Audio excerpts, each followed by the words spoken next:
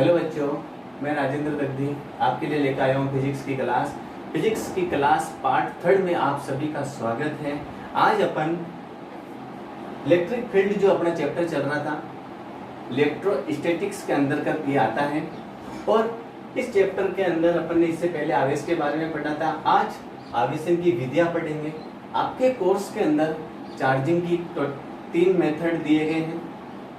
इन 3 method में पहला है आपके पास में घर्षण द्वारा आवेशन, दूसरा आता है अपने पास में चालन या स्पर्श द्वारा आवेशन और तीसरा आता है आपके पास में प्रेरण द्वारा आवेशन। तो सबसे पहला अपने पास में आता है घर्षण द्वारा आवेशन। इसके बारे में अपन ने लास्ट क्लास में भी थोड़ा पढ़ा था कि जब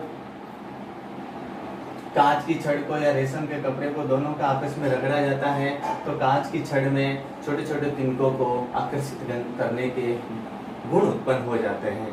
तो उसी प्रकार से घर्षण द्वारा आवेशन यानी वस्तुओं को रगड़ना। घर्षण द्वारा आवेशन यानी दो वस्तुओं को रगड़ना, रगड़कर आवेश उत्पन्न करने की प्रक्रिया क्या कहलाती है? घर्षण द्वारा आवेशन कहलाती है। दो वस्तुओं को रगड़ने पर उन वस्तुओं के आवेशित होने की प्रक्रिया को घर्षण विद्युत या घर्षण द्वारा आवेशन कहते हैं।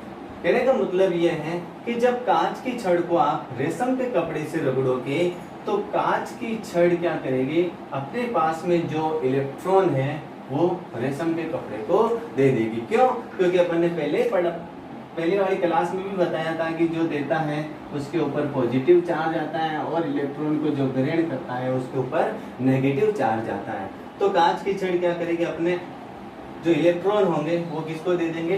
रेशम के कपड़े को दे देगी। तो इससे कांच की छड़ पर पॉजिटिव चार्ज आ जाता है और रेशम के कपड़े पर नेगेटिव चार्ज आता है। सेम स्थिति आती है बिल्ली की खाल को जब आप एबोनाइट या प्लास्टिक की छड़ से रगड़ेंगे तो बिल्ली की खाल के पास में जो इलेक्ट्रॉन होते हैं वो कौन आकर ग्रहण कर लेते हैं? एबोनाइट या प्लास्टिक की छड़ें ग्रहण कर लेती है, जिससे एबोनाइट और प्लास्टिक की छड़ पर आ जाता है नेगेटिव चार्ज और बिल्ली की खाल के ऊपर आ जाता है पॉजिटिव चार्ज। तो सेम ये स्थिति अपन पहले बता चुके हैं। तो इस प्रकार से दो वस्तुओं को रगड़कर उनको आवेशित करने की प्रक्रिया क्या कहलाती है? घर्षण द्वारा आवेशन कहलाती है। अब इसके अंदर मेन बात ये आती है कि जब अपन को पता है कि किसी भी चार्ज के पास में, किसी भी आवेश के पास में उसका खुद का द्रव्यमान भी होता है, तो क्या जब ये इलेक्ट्रॉन इसको दे देता है तो कांच की छड़ के द्रव्यमान में कमी आनी चाहिए, होता है द्रव्यमान में उसके कमी आती है, लेकिन द्रव्यमान बहुत कम होने के कारण वो अपन को प्रतीत नहीं होता है। तो कांच की छड़ पर पॉजिटिव चार्ज और रेशम की छड़ पर क्या आ जाता है? रेशम के कपड़े पर क्या आ जाता है? नेगेटिव चार्ज आता है। तो ये चीज आपको ध्यान। दूसरा आता है चालन या स्पर्श द्वारा आवेशन। चालन या स्पर्श द्वारा आवेशन का मतलब ये हो गया कि जब एक अनावेशित गोला और दूसरा आवेशित गोला को दोनों को आपस में संपर्क में लाया जाता है तो समान आवेशों के प्रतिकर्षण के कारण दोनों पर समान प्रकृति के आवेश वितरित हो जाते हैं। कि समान प्रकृति के आवेश वितरित होने की घटना क्या कहलाती है? चालन या स्पर्श द्वारा आवेशन कहलाती है। इसकी परिभाषा के तौर पर अगर आप लिखना चाहो तो किस प्रकार से लिखेंगे कि पहले एक अनावेशित गोला लेते हैं और एक आवेशित गोला लेते हैं। ये आपको पता होना चाहिए कि ये कुचालक स्टैंड होते हैं, ठीक है। जब अनावेशित गोले को आवेशित गोले से स्पर्श कराया जाता है या संपर्कित किया जाता है और स्पर्श कराने के पश्चात आप जब इन दोनों को अलग अलग करोगे तो उस स्थिति में आप पाओगे कि दोनों वस्तुएं आवेशित होगी और दोनों पर आवेश समान प्रकृति के होंगे। कहने का मतलब इसके ऊपर पॉजिटिव है तो दूसरे के ऊपर भी पॉजिटिव चार्ज होगा। कैसे हुआ कि जब आप अनावेशित गोले को आवेशित गोले के संपर्क में लाओगे उस स्थिति में इस पर आवेश कौन से है? पॉजिटिव चार्ज है। तो पॉजिटिव चार्ज और अपन को ये पता है कि जैसे ये अपन ने कोई चार्ज अवस्था का पिंड लिया है, आवेशित है ये, और इसको संपर्क में लेके आता हूँ अनावेशित गोले के, तो आपको पता है कि अनावेशित गोला इसका मतलब ये विद्युत का उदासीन है। अब जब आप पॉजिटिव चार्ज इसके पास में लेके आओगे या इससे स्पर्श कराएंगे तो उस स्थिति में पॉजिटिव चार्ज इसमें देखो उदासीन है, तो इसका मतलब पॉजिटिव चार्ज और नेगेटिव चार्ज दोनों समान अवस्था में है, समान संख्या में है। तो उस स्थिति में क्या होगा कि ये पॉजिटिव चार्ज क्या करेंगे इसके पॉजिटिव चार्ज को प्रतिकर्षित कर देंगे, तो वो पॉजिटिव चार्ज एक तरफ चले जाएंगे और इस तरफ आ जाएंगे नेगेटिव चार्ज। अब नेगेटिव चार्ज क्या होता है कि जहां से ये पिंड दोनों स्पर्श कर रहे हैं, इस स्पर्श बिंदु से ये इलेक्ट्रॉन इस वाले गोले की तरफ स्थानांतरित हो जाएंगे। जब ये चार्ज इस पर आते हैं तो उस स्थिति में क्या होता है कि यहाँ पर पॉजिटिव चार्ज की कुछ न कुछ कमी हो जाती है। जितने इलेक्ट्रॉन इधर आए उतने पॉजिटिव चार्ज की यहाँ पर कमी हो जाएगी। तो जब इलेक्ट्रॉन सारे इधर चले जाएंगे तो इसके ऊपर कौन सा आवेश बचेगा? पॉजिटिव चार्ज बचेगा। इस प्रकार से दोनों के ऊपर समान प्रकृति के आवेश वितरित होने की घटना क्या कहलाती है? चालन या स्पर्श द्वारा आवेशन कहलाता है। ये चीज आपको अच्छी तरह से समझ में आनी चाहिए कि किस प्रकार से एक चार्ज पॉजिटिव से दूसरा किस प्रकार से चार्ज हो रहा है, वो चीज आपको समझ में आनी चाहिए। मेन बात यही है कि ये घटना जो होती है समान प्रकृति के आवेशों के प्रतिकर्षण के कारण होती है। क्यों? क्योंकि जब पॉजिटिव चार्ज इसे लेकर आएंगे तो मैंने बताया कि पॉजिटिव ये इसके पॉजिटिव जो चार्ज होंगे वो प्रतिकर्षण के कारण एक साइड चले जाएंगे, एक तरफ इकट्ठे हो जाएंगे, और यहाँ के नेगेटिव चार्ज इस स्पर्श बिंदु से इस वाले गोले में स्थानांतरित हो जाएंगे। इस कारण से क्या होगा कि इसमें कुछ चार्ज की कमी आ जाएगी और इस पर केवल पॉजिटिव चार्ज वितरित होगा। यानी ये कब वितरित होगा? जब आप दोनों को स्पर्श करा के दोनों को अलग अलग कर देंगे, तो उस स्थिति में समान रूप से ये दोनों पर समान प्रकृति के आवेश वितरित हो जाएंगे। तो अब क्या होता है कि मेन बात ये आती है, क्या दोनों पर समान संख्या में आवेश वितरित होंगे? ढंग से समझना, क्या दोनों पिंडों पर, कहने का मतलब ये है कि जैसे यहाँ पर 100 चार्ज लिया अपन ने, क्या यहाँ पर दोनों के ऊपर 50-50 चार्ज प्राप्त होगा?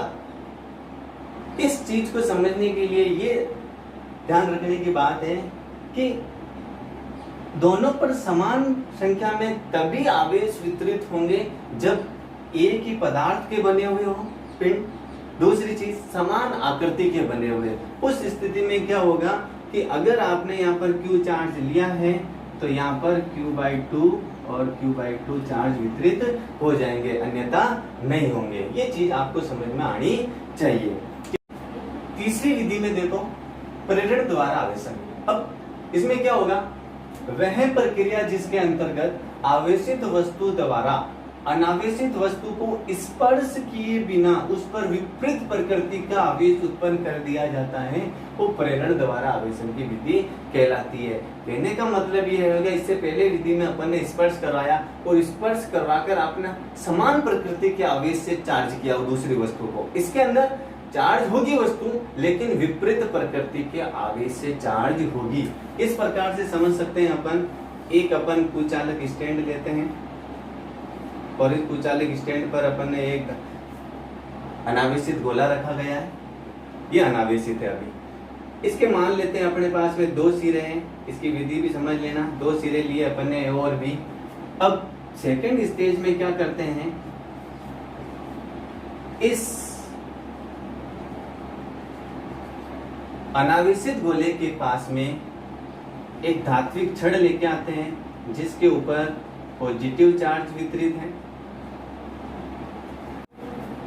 जब इस छड़ को अपन इस अनावेशित गोले के पास में लेके आते हैं, स्पर्श नहीं करवाना है, ध्यान रखना, इसको स्पर्श नहीं करवाना है। जब इसको अपन इसके पास में लेके आते हैं तो अपन को पता है कि ये विद्युत का उदासीन है, अभी अनावेशित है यानी उदासीन है, तो प्लस चार्ज इसके अंदर जो वितरित होंगे पॉजिटिव चार्ज उनको प्रतिकर्षित करेगा,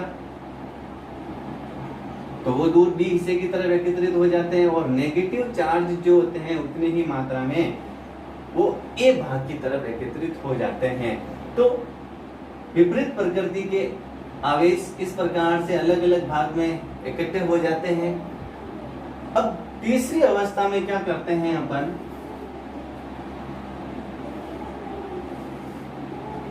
ये आपके साथ में रहेगी छड़, ये कुचालक स्टैंड है, इधर आपके पॉजिटिव चार्ज है और इधर आपके पास में नेगेटिव चार्ज है।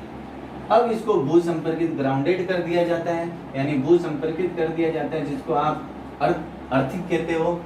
जब भू संपर्कित कर दिया जाता है तो उस कंडीशन में ध्यान रखो, अपन को पहले ही पढ़ चुके हैं इस क्लास के अंदर कि भाई पॉजिटिव चार्ज कहीं अपनी जगह नहीं छोड़ता है, वो कहीं भी स्थानांतरित नहीं होता है।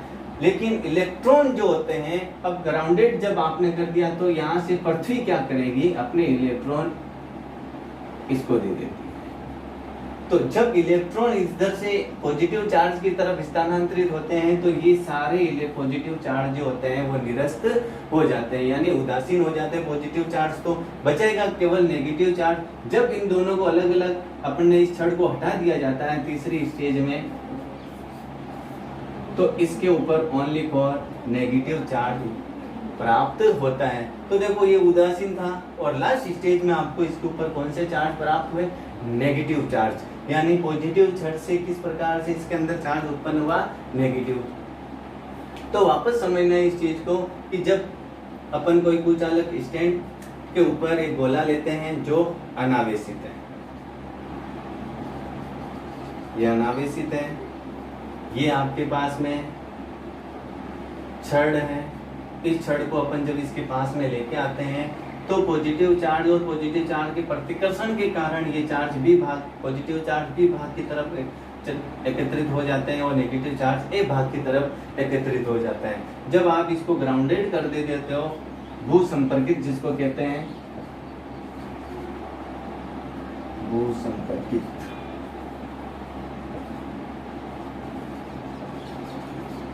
जब आप इसको भू संपर्कित कर देते हो तो पृथ्वी से इलेक्ट्रॉन इसके अंदर स्थानांतरित होते हैं, जिससे पॉजिटिव चार्ज निरस्त हो जाते हैं और केवल आपके पास में नेगेटिव चार्ज इसके ऊपर उत्पन्न होते हैं। तो इस प्रकार की घटना क्या कहलाती है, प्रेरण द्वारा आवेशन कहलाती है। तो ध्यान रखना, इसमें हमेशा मेन पॉइंट ये आता है कि ये जो चार्ज उत्पन्न होते हैं समान प्रकृति के आवेशों के प्रतिकर्षण के कारण उत्पन्न होते हैं। ये सारी घटनाएं जो होती है वो समान प्रकृति के आवेश के प्रतिकर्षण के कारण उत्पन्न होती है। तो आई होप कि ये चीजें आपको समझ में आई होगी कि आवेशन के आपके कोर्स में 3 मेथड दिए गए हैं। पहला घर्षण द्वारा, दूसरा अपने पास में पड़ा स्पर्श द्वारा और तीसरा पड़ा अपने प्रेरण द्वारा। तो स्पर्श वाली मेथड में तो दोनों गोले को स्पर्श करवाया जाता है, लेकिन प्रेरण वाली स्थिति में दोनों को स्पर्श नहीं करवाया जाता है। इस कारण से इसके ऊपर विपरीत प्रकृति के आवेश उत्पन्न होते हैं। इसी के साथ आप अगर नेगेटिव चार्ज वाले छड़ इसके पास में लेके आओगे, उस स्थिति में इसके ऊपर पॉजिटिव चार्ज उत्पन्न हो जाते हैं। आई होप आज ये क्लास आपको पसंद आई होगी। अगली क्लास में अपन इसके आगे के टॉपिक स्टार्ट करेंगे। धन्यवाद।